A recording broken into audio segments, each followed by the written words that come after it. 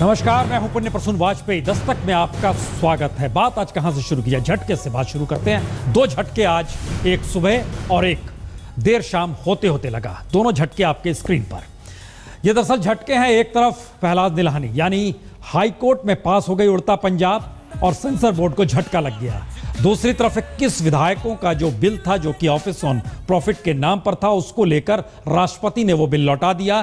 तो ये एक झटका केजरीवाल को लग गया। यानी दो झटकों के साथ बात शुरुआत तो कर रहे हैं, लेकिन दस्तक में बात आज होगी टॉपरों की। टॉपर शब्द ये जहन में आते ही आपको हो सकता है बिहार ही याद आए। बिहार की बात भी होगी, राजनीति के क्षेत्र में जो टॉपर है उनकी बात भी होगी। लेकिन शुरुआत करते हैं दरअसल ऐसे टॉपरों से जो कि हिंदुस्तान की कई या कहें सही तस्वीर पेश कर देते हैं। हिंदुस्तान में शिक्षा पर बजट 23,000 करोड़। जो बाहर पढ़ने चले जाते हैं उच्च शिक्षा के लिए, वह कितने पैसे बाहर ले जाते हैं? 98,000 करोड़। और इन दोनों स्थितियों के बीच में जेईई के एडवांस का रिजल्ट और आईआईटी की तरफ बढ़ते हुए दो कदम देखिए जरा। तन्मय शेखावत और नितिन जाटव दोनों ही आईआईटी की परीक्षा पास कर गए, लेकिन दोनों में सबसे बड़ा फर्क यही कि जिस पढ़ाई और जिस कोचिंग से तन्मय शेखावत निकला, उसमें कोचिंग वालों ने BMW कार ही उसे भेंट कर दी। तो नितिन मनरेगा की मजदूरी करते हुए अव्वल तो आया, लेकिन अब उसके सामने संकट है कि आईआईटी में एडमिशन हो गया तो फिर आईआईटी की फीस देगा कौन? जी, देश का सच यही है, जरा ध्यान से समझ लें। जिस वक्त जेईई एडवांस का रिजल्ट निकला, उस वक्त नितिन अपने पिता बनवारी लाल जाटव के साथ अपने गांव से बाहर मिट्टी ढो रहा था। तभी गांव के प्रधान ने आकर बताया कि जोधपुर से फोन आया है कि नितिन आईआईटी की परीक्षा में पास हो गया। तो बनवारी लाल अपने बेटे को लेकर गांव पहुंचे और देखते देखते समूचा गांव ही जश्न में डूब गया। मैं आगे चल के अपने परिवार का नाम रोशन करना चाहता हूं और अपने परिवार की गरीबी को दूर करना चाहता हूं, क्योंकि मेरे पिताजी नरेगा में हैं और सभी को पता है कि नरेगा में ज़्यादा पैसे भी नहीं मिलते। एक पैसा जोड़ कर पढ़ाया है, बहुत गरीबी के अनुसार। और ये है तन्मय शेखावत, जो अपनी कोचिंग सेंटर में ही इंतजार कर रहे थे कि आईआईटी का रिजल्ट आए और वो शर्त जीत जाए। हुआ भी यही। कोचिंग सेंटर वालों ने शर्त रखी थी, जो जेईई की परीक्षा में 20 रैंकिंग के नीचे होगा उसे BMW कार भेंट में दी जाएगी। बस टीचर से सपोर्टिव थे काफ़ी, इसका वजह से लोग जो टीचर से आते हैं बनती भी ऐसा अच्छी थी, तो इसका हम पढ़ाई करने में सब इंटरेस्ट अपने आप ही लगता है। आज से ठीक 1 साल पहले मैंने BMW कार ली थी और उस दिन मैंने 1 सेकंड के लिए भी नहीं सोचा था कि ये BMW कार मुझसे मेरा कोई स्टूडेंट छीन के ले जाएगा। बट तब मैंने मुझे पूरी साल बोला था कि सर साल भर चला लीजिए, BMW 1 साल बाद मुझे देनी पड़ेगी। तो यहाँ पैसों की कोई कमी नहीं। लेकिन लौटे अगर नितिन के गांव, जहाँ नितिन के सामने संकट है कि आईआईटी में एडमिशन तो अब हो जाएगा, लेकिन फीस के पैसे का जुगाड़ होगा कैसे? लेकिन गाँव का बेटा इंजीनियर बनेगा तो हर कोई खुश है। 1-1 रुपया जोड़ के पढ़ाया, पढ़ा के जब हम आईआईटी में सिलेक्शन हुआ, जब हो जाए तो गरीबी दूर हो जाए। बहुत गरीबी है, हमें हमारी गरीबी समाप्त करेगी तो हमें खुशी होगी, बहुत ज़्यादा खुशी है हमें पास। आईआईटी में सिलेक्शन हो गया, अपने पापा मम्मी का नाम रोशन किया, हमें बहुत खुशी है। हमें इस बात से बहुत खुशी है, हमारे घर की जो गरीबी है वो खत्म हो जाएगी। और मतलब पढ़ने में इंटेलिजेंट स्टूडेंट था और मतलब मेधावी था। नहीं, आपके नाती का आईआईटी में सिलेक्शन हुआ है, आपको कैसा लग रहा है? बढ़िया बढ़िया। सीकर से सुशील जोशी और धौलपुर में उमेश के साथ नवीन दत्त, जोधपुर, आज तक। ये हिंदुस्तान का सच यही है। मनरेगा से निकला हुआ मजदूर भी आईआईटी की दिशा में और BMW कार पे अब चलेगा, वह भी आईआईटी की दिशा में। लेकिन फिर वही मुश्किल, आईआईटी पास करने वाले इस देश के लगभग 72% छात्र इस देश में नहीं लौटते हैं, विदेश में ही रह जाते हैं उच्च शिक्षा करते हुए। लेकिन इस देश के भीतर का एक और नायाब सच अब हम आपको दिखाने जा रहे हैं, एक ऐसा स्ट्रिंग जिसके जरिए आप समझ पाएंगे दरअसल बिहार में टॉपर का मतलब होता क्या है, वह भी उस जिले में जो पहली रिपब्लिक थी। जी, वैशाली के 3 कॉलेज। आइए सबसे पहले उस कॉलेज में जिसका छात्र इस बार टॉप किया है। आप अगर अरेंज कर देंगे तो हमारी हेडेक बचेगी। स्कॉलर, हाँ, तो हम भी स्कॉलर पटने से जाएंगे, आपको एडमिट कर दे दिया जाएगा। एडमिशन करके रजिस्ट्रेशन फॉर्म करके आपको एडमिट कर दे दिया जाएगा। जी, स्कॉलर बैठाने के लिए जो लड़का होगा तो ईच कैंडिडेट हम लोग 12,000 रुपया ले लेते हैं। ठीक है। स्कॉलर को, क्योंकि 10,000 वो लेगा और 2,000 रुपया हम लेते हैं। एक विद्यार्थी पर ज़्यादा से ज़्यादा कॉलेज और अच्छी लेकर के 25,000 रुपया लगभग खर्चा उठेगा, तो फर्जी भी जाना नहीं चाहिए। क्यों क्या क्यों करेगा? हाँ वही तो, मतलब गारंटी होगी तभी करेगा। गारंटी होगी, मौका मिलेगा, सिस्टम मिल जाएगा तो हो जाएगा, नहीं सिस्टम मिलेगा तो नहीं। सिस्टम मिल जाएगा तो टॉप भी कर जाएगा। सिस्टम हो क्या गया इस देश में? लेकिन सवाल सिर्फ इस विष्णु राय कॉलेज का नहीं है जहां से छात्र इस बार टॉप किया फिर फेल कर गया। चलिए एक दूसरे कॉलेज में लिए चलते हैं, वहां तो महिला प्रिंसिपल है। हम फिर मतलब ये सेकंड और फर्स्ट ही चाहिए, फिर मतलब थर्ड नहीं होगा। हाँ थर्ड, फिर थर्ड हो जाए तो अथक प्रयास करेंगे, आपका पैसा हम लेंगे जी। हम अथक प्रयास करेंगे कि हमारा बच्चा फर्स्ट करेगा, मेरा भी तो रेपुटेशन बढ़ेगा जी। आप हमसे लॉन्ग टाइम के लिए जुड़िएगा तो जी जी बिल्कुल क्या जी। लेकिन ये चीज़ किसी को जाननी नहीं। तो टॉपर होने के लिए पढ़ाई का अथक प्रयास नहीं, बल्कि अथक प्रयास करेंगे कि वो टॉपर हो जाए, चाहे कुछ भी हो, बस पैसे दे दे, किसी को पता ना चले। चलिए एक तीसरे कॉलेज चलते हैं। हम करवा देंगे, लेकिन हम लोग रिस्क नहीं लेंगे, गलत बात है। हम आपको जितना अधिक से अधिक हुआ कॉपरेट करा, हमको एक आइडिया होना गया नहीं पड़ेगा। एकदम से चोरी चले तब, क्या चोरी न चले तब, वो भी तो भरना पड़ेगा। कुछ लिखा हो तुम जीते समझे ना, तो करना पड़ेगा। उसका सरल उपाय है कि नहीं कोई चीज़ मिला, क्वेश्चन तो हमको मिला हुआ है, क्वेश्चन तो बोल ही ना सकते हैं। क्वेश्चन तो उतार ही रहेंगे, उतारेगा उसको ढंग करके, उसको यहाँ ट्रेनिंग देना पड़ेगा लड़के को, ढंग से उसको सेटिंग करना है कि बुझा कि आंसर लिखा हुआ है कर देंगे। उसमें हर में 500 रुपया रहेगा, 5 पेपर है 2500 रुपया। उसके बाद में जहाँ कॉपी जाएगी उसका पता लगा करके जाकर वहाँ मिलेंगे। हमारा 10 कैंडिडेट है, 50,000 रुपया उसको 10 कैंडिडेट कर दे देंगे और उसको बात करेंगे, उससे बात करके उसको कहें कितना रुपया हम आपको दे रहे हैं और आप जो है सो हमको रिजल्ट इतना चाहिए। कम अगर आएगा, जहाँ पर प्रॉब्लम होगा आप हमको बुलाइएगा, समझे ना। बड़ी लंबी फहरिस्त है। कहीं कहा गया पैसा वापस कर देंगे, कहीं कहा गया सेंटर ही खरीद लेते हैं, सब कुछ हमारे अनुकूल होगा। लेकिन सवाल टॉपर का है तो टॉप करने का मतलब राजनेताओं में क्या होता है? राजनेता का मतलब यह होता है कोई सीएम बन जाए, पीएम बन जाए, सीएम बन जाए। चलिए 2 सीएम से आपको मिलाते हैं, खुद देखिए। यह कार कर्नाटक के सीएम की है और इस पर कौवा क्या बैठा, सीएम ने गाड़ी ही बदल दी। यानी चमचमाती 30 लाख की फॉर्च्यून कार पर कौवे ने सीएम सिद्धारमैया के मन में ऐसा अपशकुन भरा कि सीएम महोदय ने तय कर लिया अब वो इस कार पर नहीं बैठेंगे। तो कर्नाटक सरकार को चाहिए बिना कौवे वाली कार।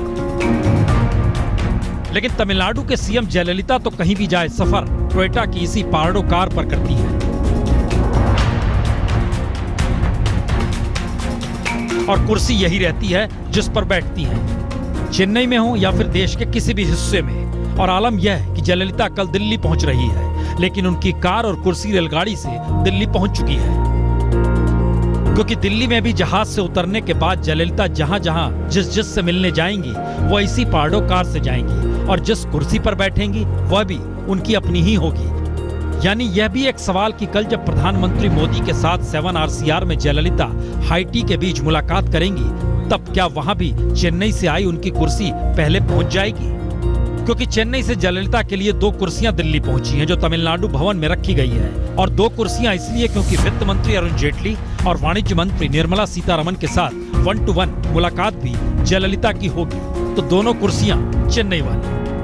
तमिलनाडु की मुख्यमंत्री जयललिता मंगलवार दोपहर को दिल्ली पहुंचेंगी और उनके स्वागत के लिए लोकसभा राज्यसभा के उनकी पार्टी के लगभग 50 सांसद एयरपोर्ट पहुंचेंगे जो उनके स्वागत के लिए वहां मौजूद रहेंगे। लेकिन वो सीधी अपनी गाड़ी प्राडो में बैठकर तमिलनाडु हाउस पहुंचेगी, जहां पर पूरी तैयारियां जोर और शोर से की जा रही हैं। काफ़ी यहाँ पर तैयारियां हो रही हैं, चाहे वो सुरक्षा के लिहाज से हो या फिर डेकोरेशन के लिहाज से हो। पूरे तमिलनाडु हाउस को सजाया जा रहा है, उसकी सफाई की जा रही है। लेकिन हो जो भी, दोबारा सीएम बनने के बाद जयललिता ताकत के साथ दिल्ली कल पहुंचेंगी और मोदी से उनकी मुलाकात खासी अहम मानी जा रही है, क्योंकि बीजेपी को अगर जयललिता का साथ सहयोगी के तौर पर चाहिए तो जयललिता को कर्ज उतारने के लिए केंद्र से अच्छी खासी रकम चाहिए। जयललिता के पास 50 सांसद हैं और जयललिता को केंद्र से 2,11,000 करोड़ की मदद चाहिए जिससे वो कर्ज उतार सके।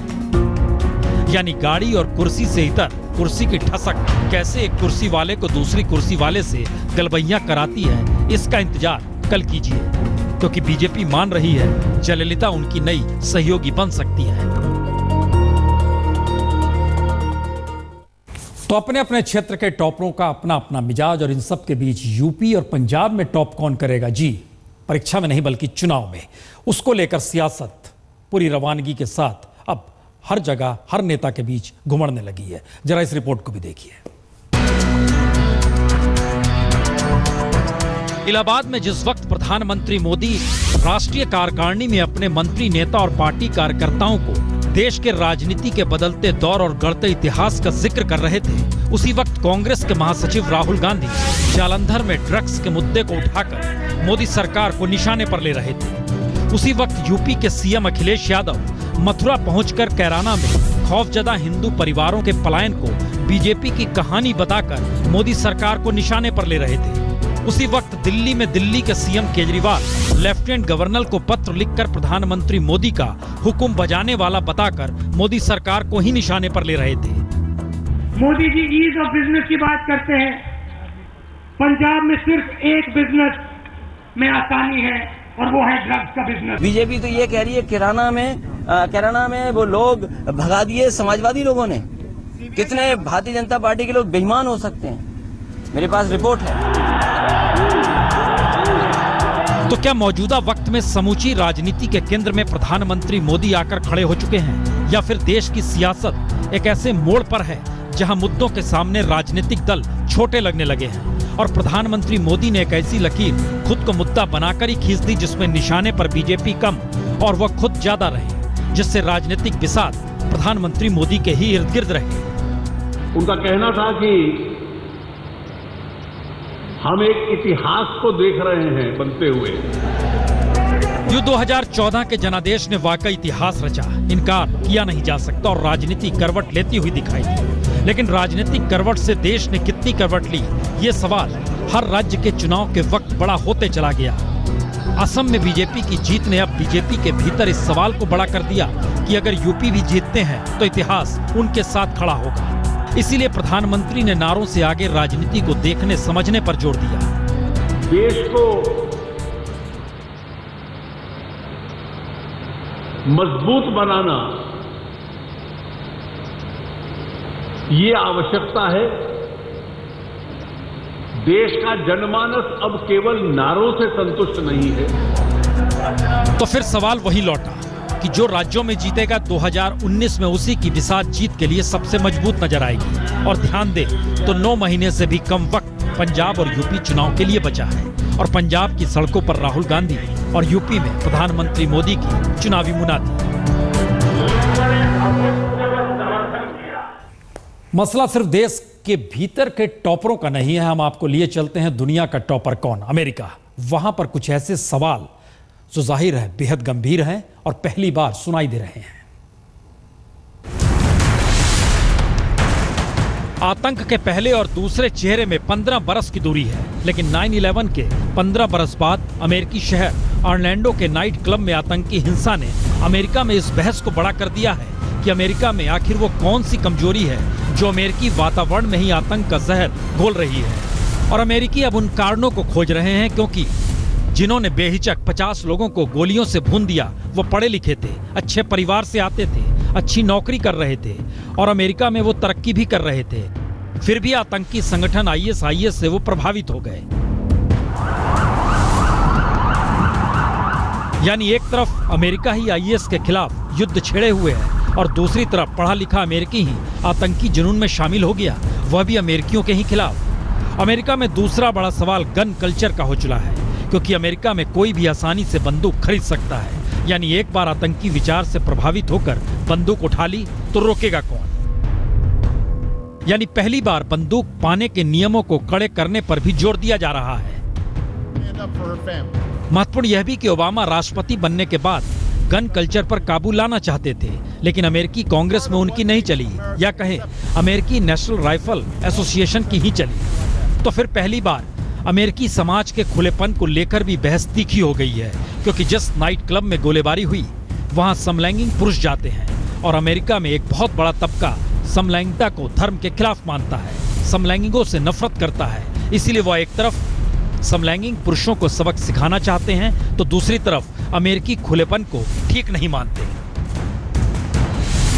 चूंकि अब मानते हुए दर्जनों बेगुनाह लोगों का भीषण नरसंहार कहा, तो अब माना यह भी जा रहा है कि अमेरिकी राष्ट्रपति चुनाव में भी यह तमाम मुद्दे न सिर्फ रिपब्लिकन बल्कि डेमोक्रेट भी उठाएंगे।